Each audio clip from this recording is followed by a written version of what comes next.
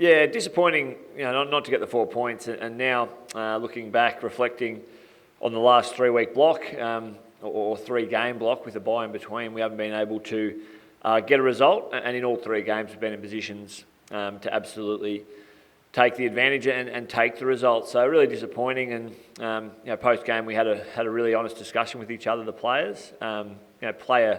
Player-led really, and player-involved in terms of how we're missing out on opportunities and how those opportunities then dictate a result. And as hard as it is to cop in hindsight, reviewing the game, Brisbane take opportunities in front of goal and we don't, and that's the game. So we give ourselves opportunity. I mean, I think we access 17 marks inside forward 50 without the full ability to convert and kick a winning score. So we're getting the opportunities. The players are really coachable and playing the way we want. At the end of the day, it does just catch up with you at times, potentially the polish and the skill of 16 or 17 AFL listed players, full-time athletes, with Brisbane in particular, with their top-up players being intimately attached to their program on a full-time basis as well. So we love those challenges, and to be in positions to actually win those games and for large chunks outplay and statistically dominate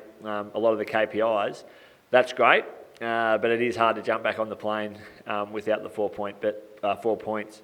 Really big game from some of our kind of more mature leaders. Tom Gribble through the midfield backed himself up from his own admission. A couple of leaner weeks. He was on edge all week, and we had a really good week, him and I and the coaching group, around how we can assist, because we know the capability that Tom has, and he came out and showed that and found a lot of the footy and drove our midfield group.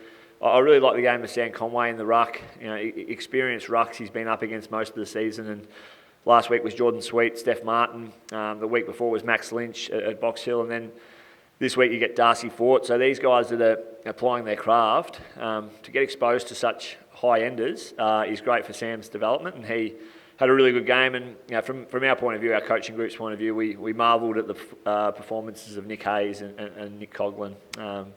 One forward and one back, and Nick Hayes did a bit of work down back as well. So wherever there was problems at the time, Hazy tended to be able to help us and steady the game for us, or turn the game in our favour with goals. And Nick Coughlin, his ability to intercept across half-back and set us up was huge. So there's an opportunity to progress our season beyond the next 2 weeks. But one of our big focuses of the season is staying right in the moment and concentrating on the next moment. And that, of course, is this week against Essendon.